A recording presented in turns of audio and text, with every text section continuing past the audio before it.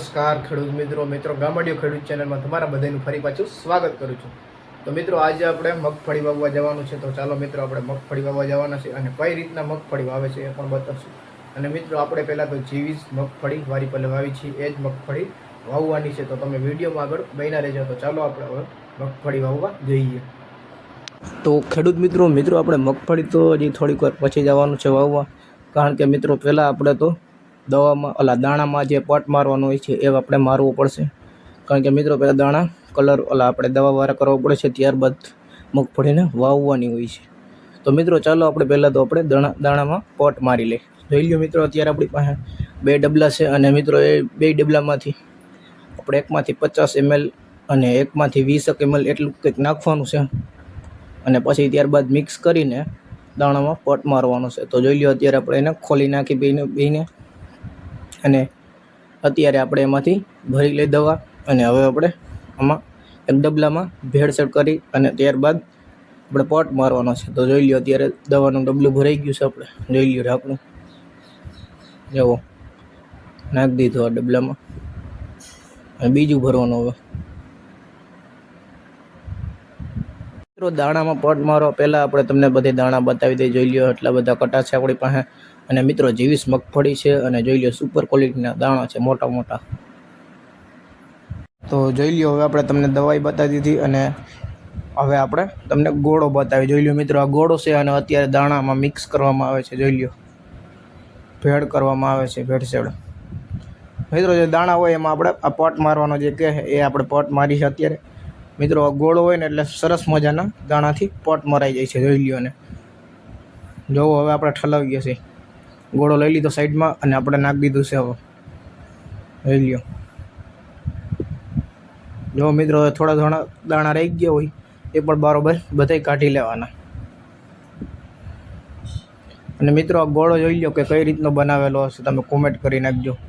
અને મિત્રો હવે આપણે બધાય દાણા અહીંયા પહેલાં કાઢી લીધા છે। તો ખેડૂત મિત્રો આપણે અત્યારે ગરેડાનો અવાજ પણ તમે સાંભળી શકતા હશો થોડો। અને મિત્રો અત્યારે આપણે જોઈ લો કે આ બાજુ ઘણાય કરી નાખ્યા છે દાણા। જોઈ લો, પટ મારી દીધો છે બધાયમાં। જોવો હવે પાસેથી કેવા દેખાય છે દાણા। તો ખેડૂત મિત્રો હવે આપણે ટેલરમાં ચડાવી દીધા છે બાસ્કા બધાય અને હવે આપણે જવાના છે વાડીએ। જોઈ લો, પાણીનું કેન પણ આવી ગયું છે અને આ છે ટ્રેક્ટર આપણું। તો ફાઇનલી મિત્રો અત્યારે આવી ગયા છે વાડીએ અને નારિયેળના સોતલા પણ ઉતારી નાખ્યા છે અને આ છે આપણે 10 વીઘાનું પડવું। અને જો ટ્રેક્ટર સામે જતું હશે મિત્રો, એ ટ્રેક્ટર છે ને આપણે અત્યારે ઓરણી જોડાવવા જાય છે અને અત્યારે જોઈ લો પાછું આવી પણ ગયું છે ઓરણી જોડાવીને। અને આ બાજુ આપણે એની પાસે ટેલર પણ જોઈ લો રાખ્યું છે અને ઓરણી જોડાવીને હવે આવે છે। ચાલો મિત્રો આવી જાય એટલે આપણે હવે મગફળી વાવવાનું ચાલુ કરી દઈએ। તો જુઓ મિત્રો કે અત્યારે ઓરણી જોડાવીને આવી ગયું છે અને આપણે સાથીઓ પણ કરી દીધો છે। જોઈ લો તમે સાથીઓ કેમ છે આપણો સાથીઓ, અને હોપારીને જે મૂકવાનું હોય આપણે મૂકી દીધું છે બધું અને ટ્રેક્ટરમાં પણ ચાંદલા કરી દીધા છે। જોઈ લો, અને વાહે હવે બધું સેટિંગ કરે છે આપણે બધું અને દાણા બાણા નાખે છે। અને હવે આપણે તો ખેડૂત મિત્રો હવે આપણે સંજયભાઈએ નારિયેળ પણ વધારી નાખ્યું છે। જોઈ લો, જુઓ શુભ મુહૂર્ત કરી નાખ્યું છે અને મિત્રો આપણે જોઈ લો અહીંયા અગરબત્તી પણ ફોડાઈ ગઈ છે હવે। અને હવે નારિયેળ કાઢવામાં આવે છે પહેલાં। જોઈ લો તોડે છે નારિયેળ અને ત્યારબાદ મિત્રો હવે આપણે હમણાં ચાલુ જ કરી દેવાનું છે મિત્રો। પહેલાં આપણે જે શ્રીફળ વધારવાનું હોય છે એ વધારી લેવાનું, અગરબત્તી કરી લેવાની, ત્યારબાદ આપણે ચાલુ કરી દેવાનું ચાંદલો કરી। અને જોઈ લો મિત્રો અત્યારે આપણે શ્રીફળ વધારી નાખ્યું છે અહીંયા। અને મિત્રો જુઓ કે હવે આપણે સાકર પણ મૂકી દઈ છે મિત્રો। મીઠું મોઢું કરવા માટે આપણે સાકર પણ જોઈ છે। અને મિત્રો આપણે જીવીસ મગફળી છે પહેલાં તો, અને મિત્રો કુલ 10 વીઘામાં વાવેતર થાય છે મિત્રો। જોઈ લો અત્યારે પગે પણ લાગી લીધું। તો ફાઇનલી મિત્રો અત્યાર સુધી તમે રાહ જોતા હતા, તો ચાલો મિત્રો અત્યારે આપણે શ્રી ગણેશ કરી નાખ્યું છે મગફળી વાવવાનું। તો ચાલો ટ્રેક્ટર પણ આપણું ઉપડી ગયું છે, જોઈ લ્યો। હવે જો મિત્રો થોડુંક સેટિંગ કરે છે એટલે નથી હાલતું, કારણ કે બધું સેટિંગ કરવું પડે છે આમાં, નકર હરખા દાણા ના જાય। જુઓ રાણાનો ઘોડો ઉપડી ગયો હવે, બાકા ચીકી જોઈ લ્યો મિત્રો। અને મિત્રો વાહે જોતું પણ જવું જોઈએ કે દાણા પડે છે કે નહીં, સરખા પડે છે ને। કુલ મિત્રો આપણે 10 વીઘાનું વાવેતર કરવાનું છે અને મિત્રો આપણે દાણા કુલ 14 મણ લઈ આવ્યા છીએ। તો મિત્રો વીઘે કેટલામાં દાણા જાય એ તમે કોમેન્ટ કરી નાખજો અને મિત્રો અમારે તો જો કે આમાં મારા અંદાજે 13.5 એટલા જોહે,